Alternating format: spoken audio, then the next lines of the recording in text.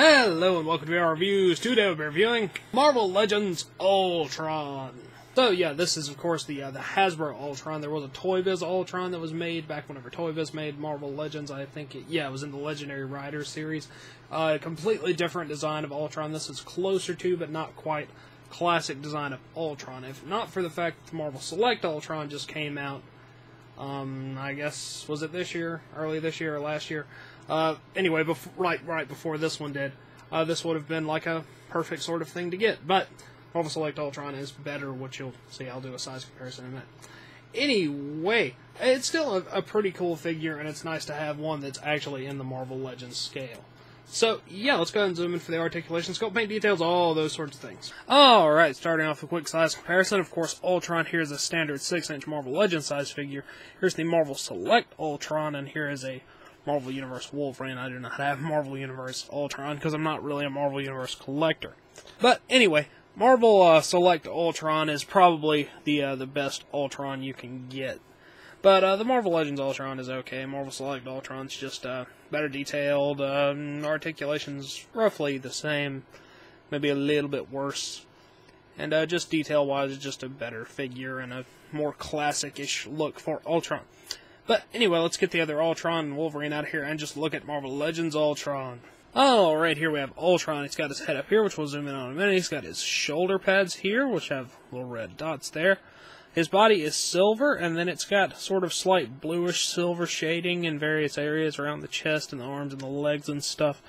It's not incredibly noticeable on camera, but you can see it in person to a certain extent. Under lighting, it's even less noticeable. He's got lots of various line work and sculpted bits on his body. This is the Titanium Man body, so it's not specifically designed for Ultron, but I think it works to a certain extent. Very ridgy boots, and he's got little rings and stuff around various parts of his body. Nice detail there on the spine, and just other various details on the joints and little rings and stuff everywhere. Now let's zoom in on the head really quick. Alright, zooming in on the head, he does have the proper sort of mouth and eye shape, and he's got his little antennas there on the side of his head. A little bit of detail there on the top of the head. If I bend it forward, you can see it a little bit better. Like that. If you have the gold version of this figure, they actually put the little atomic Kirby dot kind of details in the mouth, but they decided not to do that on this particular figure. For whatever reason, it would have made the face sculpt look a lot better. But either way, it's a fairly nice head sculpt, although there's not a lot of variation in paint or anything like that. Now let's zoom out and look at some articulation. Articulation-wise, Ultron has some pretty standard Marvel Legends style articulation. Head's on a disc, up and down, side to side. These little things on the shoulders do move up and down on hinges, so they don't hinder the ball joint shoulders there. Bicep cut, double jointed elbows, wrist hinge and cut joint there. It's got an abdominal joint, a waist cut, ball joint hips, in and out, forward and back, upper thigh cut, double jointed knees, and a rotation and hinge at the ankle, no pivoting though. So, yeah, that's pretty much every point you would expect from Marvel Legends nowadays, minus the new ankle pivots that they have been using, but this is an older body model, so it's not surprising that they're not on there.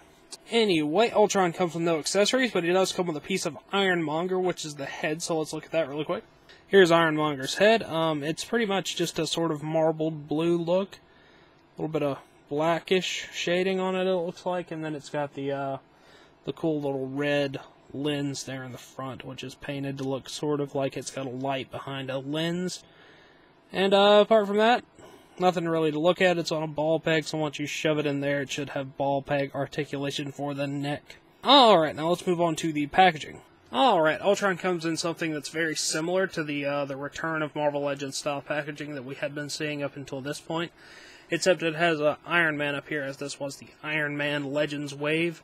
Also has an Avengers logo up there. Normally it would have a big picture of Ultron up there instead of Iron Man. In the backdrop, you get a big Avengers logo, and then down there at the bottom, Build-A-Figure Ironmonger, Marvel Legends Ultron. On the back, you get a picture of the figure, some artwork of Ultron, pictures of the Build-A-Figure Ironmonger, other figures in the wave are Iron Patriot, Iron Man, Heroic Age Iron Man, and movie version of Iron Man and Iron Patriot. So, yeah, although these aren't as good for in-package display, in my opinion, as the Toy Biz packaging. They are still good for in or out-of-package display. So, yeah, Ultron. Alright, that wraps it up for Ultron, so until next time, goodbye! Hello, you've just watched one of my videos. Feel free to like, comment, and subscribe if you enjoyed my videos. If you didn't, run away and never return. Also, feel free to check out my other channels, Venom Raptor for all my variety gaming content, and VR Reviews for reviews of various action figures and collectibles. Thank you, and goodbye.